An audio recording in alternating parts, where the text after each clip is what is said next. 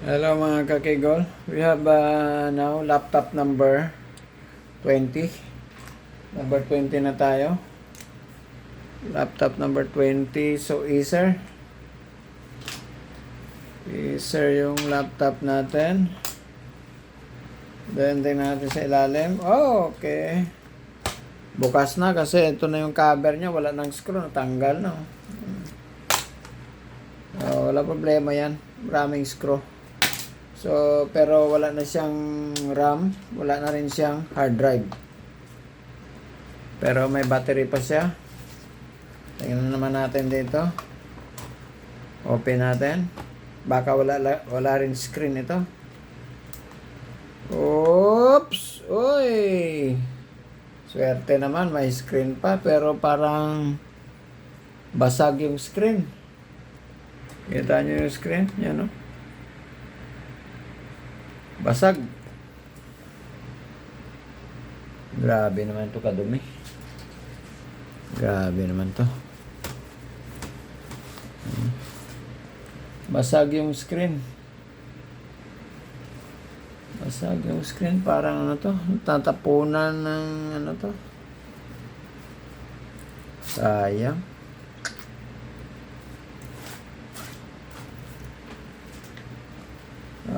Tingnan natin kung may power. Tingnan natin kung magpa-power siya. Okay, plug in natin.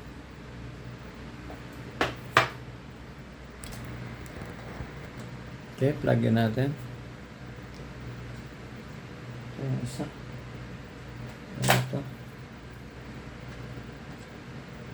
Okay, plug in. Sana mag-power. Power man lang at least. Walang power, guys. Walang power. Walang power. Kita natin yung supply.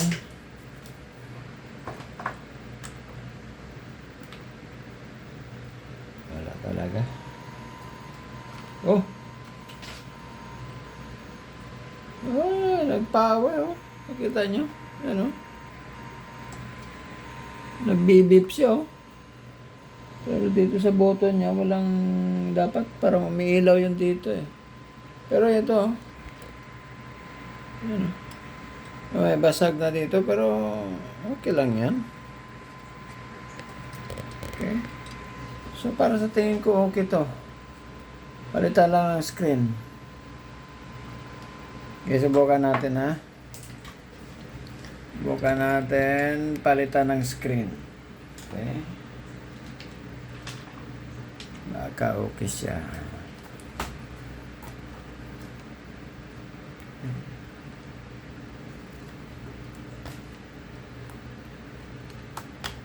Wala pa, hindi pa na ano tong screen niya, yun.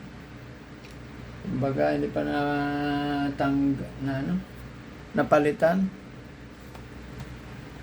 Ito.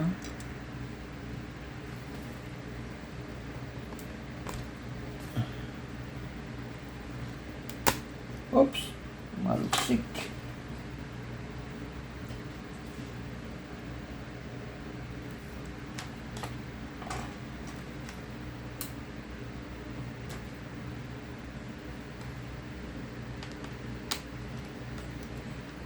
Okay.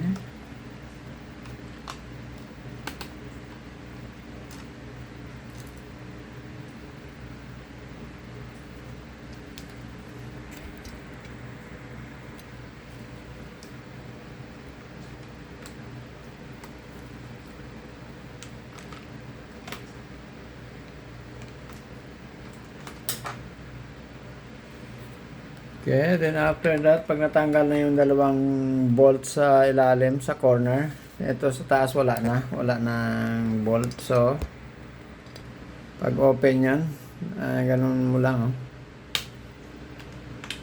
Okay. Yan. Dahan-dahan bigla lang, ganun. Yan.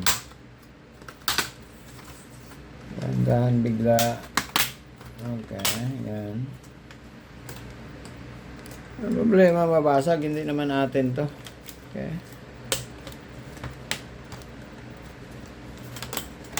Okay. Tanggal na ito. Ang tawag dito nila is bezel. Parang ganun.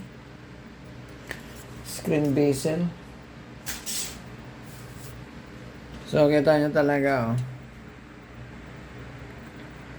Parang basag talaga yung screen sa loob.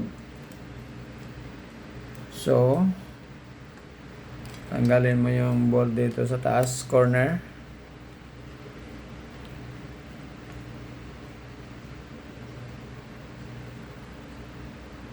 Turn sa kabila.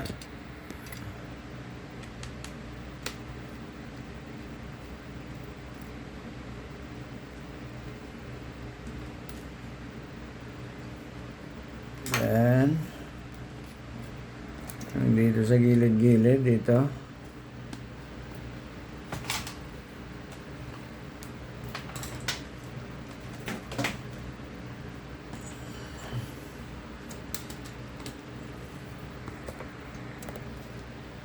Dito.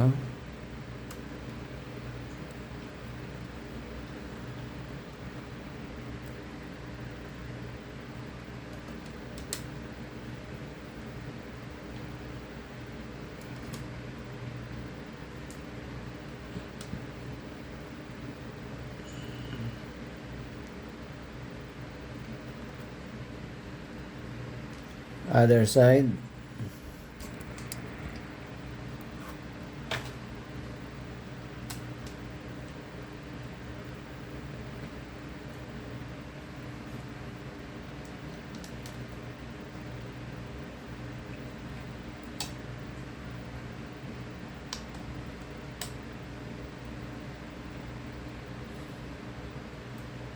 Ito yung pinakamadaling tanggalin ng mga ng mga screen pag ganitong style.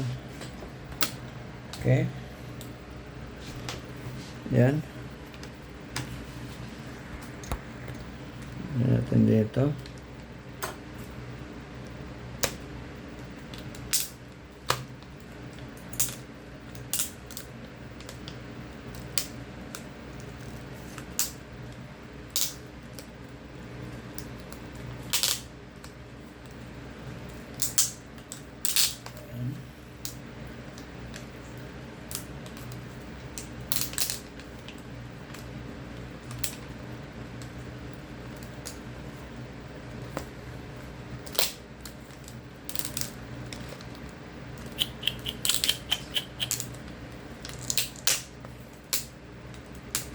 Yan. Okay. So, wala ito. Kita nyo? Klarong-klaro. So, lagyan na natin to ng X para hindi na tayo maano.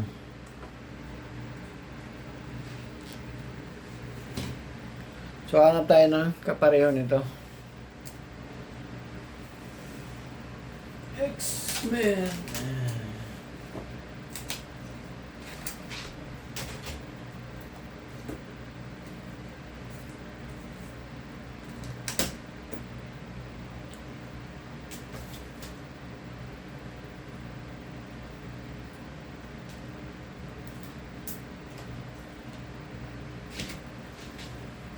Ito, parehong sukat, parehong connector. Pero I'm not sure kung okay ba to. Hindi ko na natandaan kung okay to. Hindi ko na namarkahan kasi. Try lang natin. Pero lagyan muna natin siya ng RAM. Kasi wala siyang RAM. Nag-beep siya kanina, di ba? Wala siyang RAM. Lagyan natin ng RAM. So, ang RAM niya is DDR3. DDR3.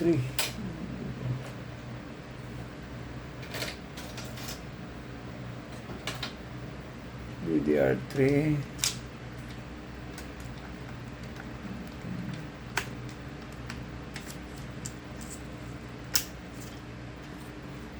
Okay.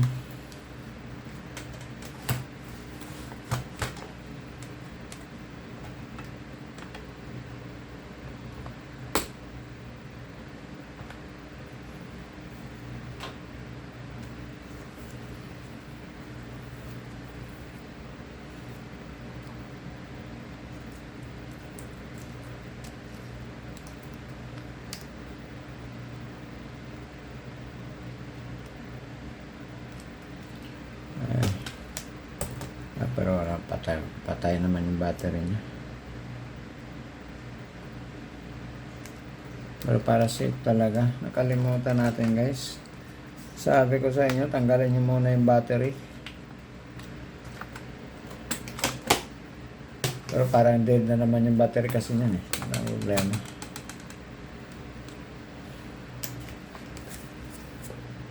Pero para to make it safe,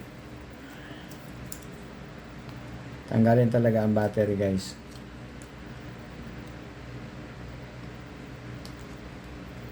Kasi may 19 volts dito na supply sa sa papunta dito sa screen. So pwedeng ma-damage yung screen.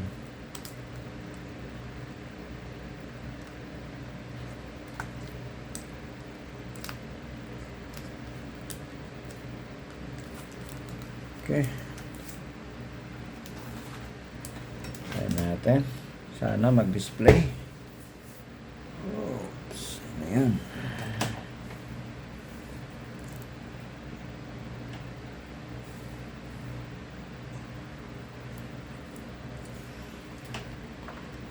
Okay.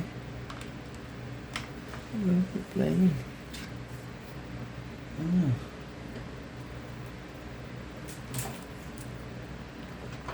Plug in natin.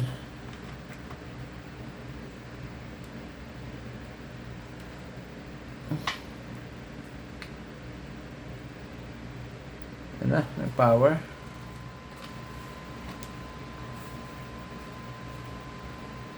Walang display. Oy! Ayan, tayo. May problema ang screen, may problema. Pero nagdi-display siya guys, oh. Parang sira din ang screen.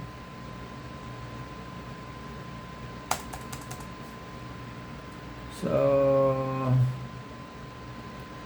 hanap pa tayo ng ibang screen guys. Okay, unplug muna natin. So, medyo na rin pala tong screen na to. May problema din. Or, hindi natin alam ha. Baka dito mismo sa board ang problema na bakit kanya ng display or sa screen. So, palitan natin ng another screen muna. Ito, pero medyo na to, medyo question mark na to muna. Lagyan natin ng question mark.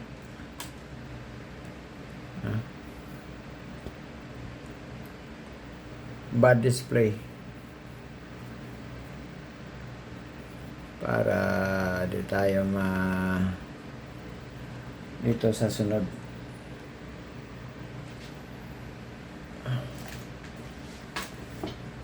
Okay, hanap tayo ng ibang pareho.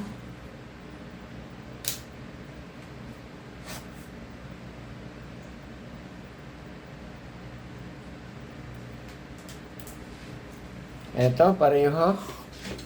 Galing sa Acer to. Natin kung anong good ba to. Tinanggal natin to sa isang laptop din yata eh.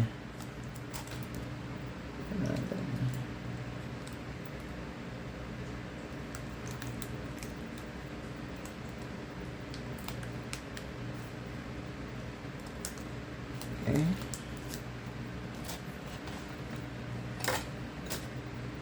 Plug in. Power. Okay, nag-power. Good! Nakita nyo naman guys. Good. Yan, good. So, compatible yung screen. Tamang-tama talaga. Pareho ang sukat. Halos pareho talaga. So, ikabit na lang natin dyan. Kasi maganda pa to kahit may basag dito. Nakita nyo sa corner. Siguro nahulog to no? Nabangga. Pero walang problema yan, no? Matibay pa dito. Maganda pa. Keyboard. Okay, so lagyan na lang natin ng program yan sa sunod. I-fix na lang natin itong screen kasi compatible naman siya. So, sa kanya na yan. Okay? Unplug na natin. So, dinagdagan natin ng RAM kasi wala siyang RAM. So, scroll na natin to dito. Paano natin tinanggal kanina yung mga screw niya.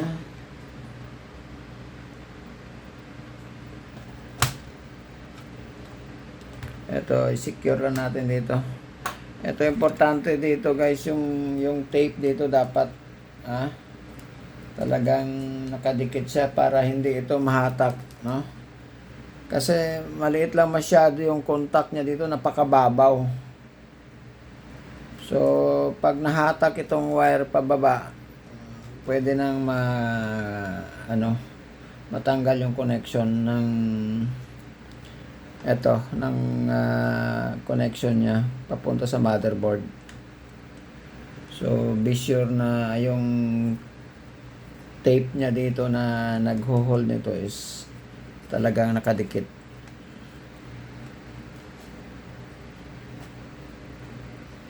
So, scroll na natin to.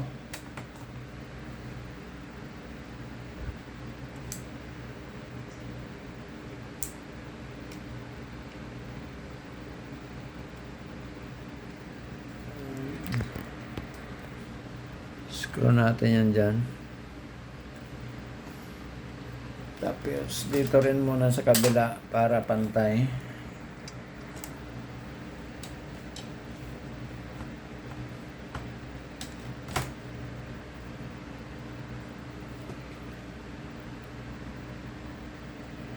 Ngayon, pag bumili kayo ng screen guys, yung screen lang, mahal na.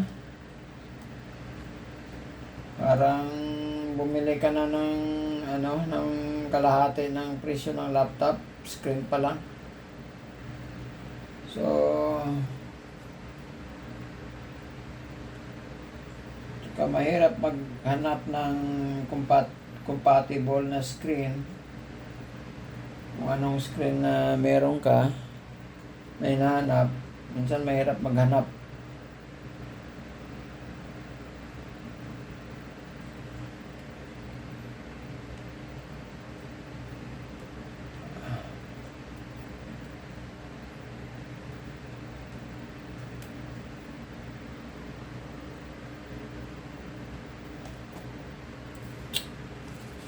Ito mas kabila para pantay.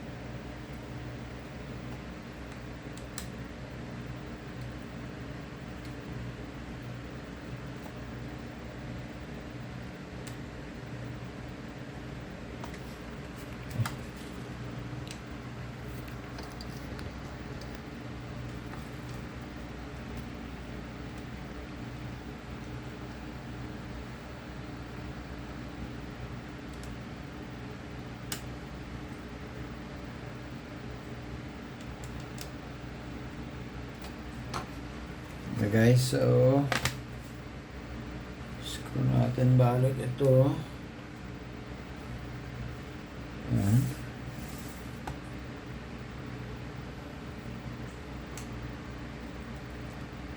Screw natin dito sa corner.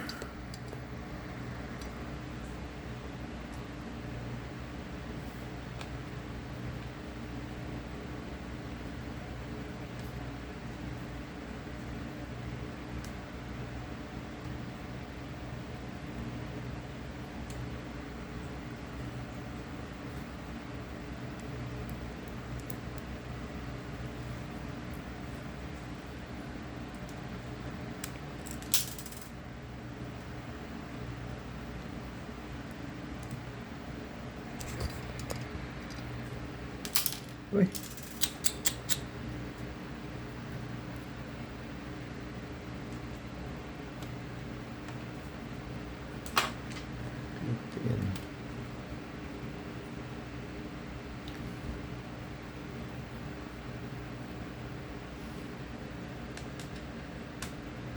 Okay. Punas-punasan natin mga alikabok.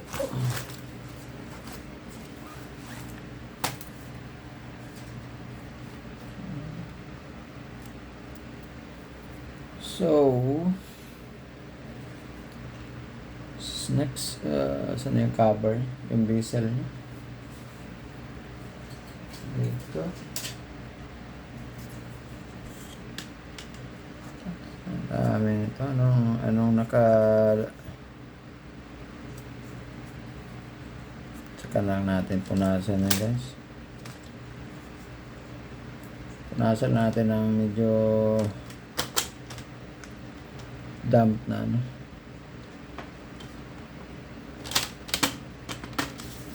Ganun ang pagbalik, guys. I-press mo lang yan. Maglalak lang yan. Okay. Press mo lang.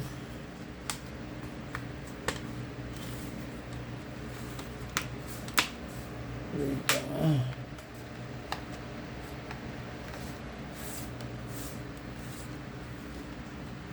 Tapos yung screw dito sa ilalim corner. Saan na yun? Ito.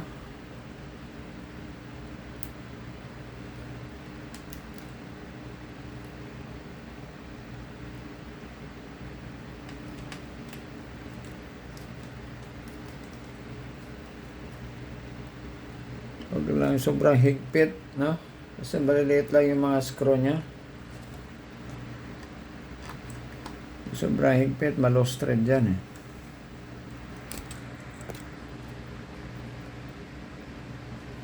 Okay, nice na.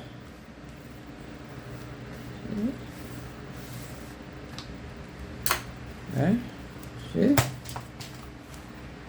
Atsok.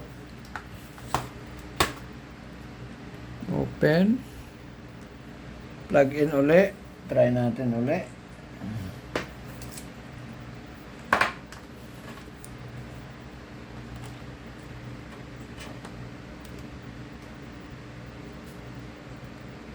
Power. Okay.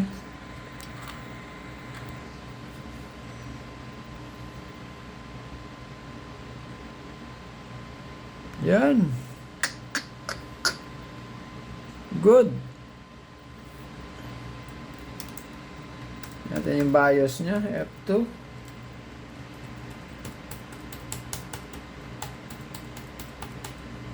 Yan. So, 2 GB RAM. CPU speed 1 GHz. Okay na yan. 1 GHz lang yan. Okay na yan. Aspire 5250. Acer Aspire 5250. AMD yung processor niya. Okay na yan. So,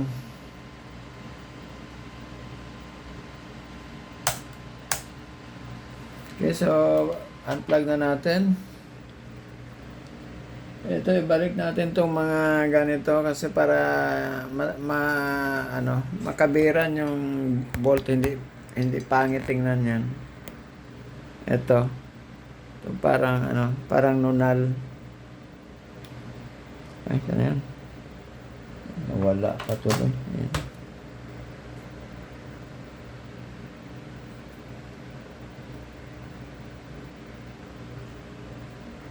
Ayan. May pandikit naman yan eh. Didikit lang siya ulit. Sa other side.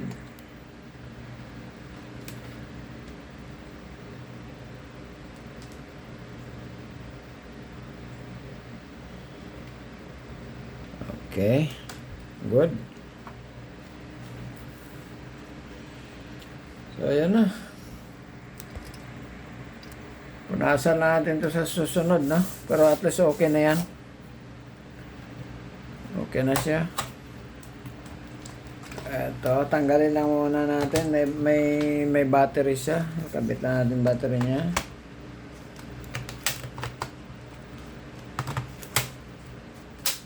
Okay. Then, tanggalin natin tong RAM kasi pang testing pa natin sa iba to. So, walang RAM, walang hard drive. Okay. Kaya itong cover niya. Oh, tinipan lang. Tanggal. Pero, marami tayong screw dyan. Walang problema. Parang may parehong tayo na model nito kanina. Ayun.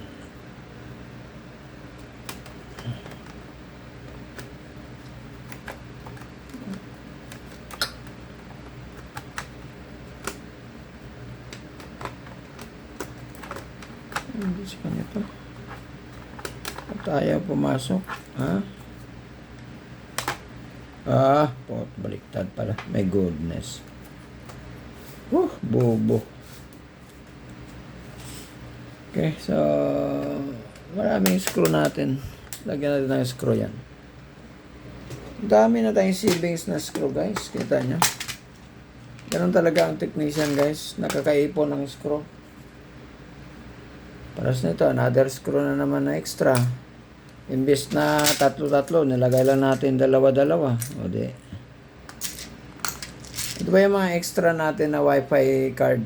Dami tayong extra nito. Ilagay.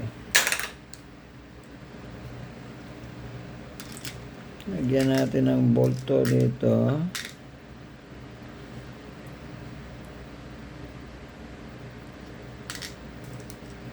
Black. Lalim yan.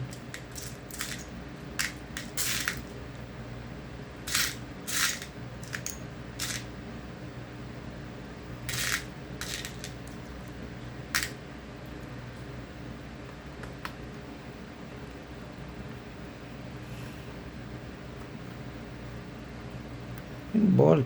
Yan.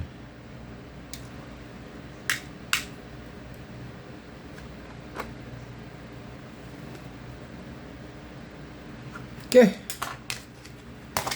Mayroon na siyang screw. Okay na, wala siyang, ito. Pero pwede natin palitan yan. Ito, parang sira na. Yan, natanggal na. Marami tayo dito, guys. Yung compatibility lang ang problema nito, Yan, sobrang dami natin dito. Saka na lang to, hanapan natin siya ng ganito. Dami tayo dyan. Isang karton.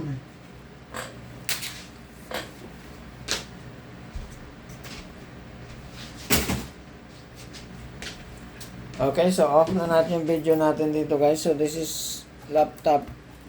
Markahan muna natin. Dito lang natin sa ilalim lagyan. Kasi wrap doon sa ano. So this is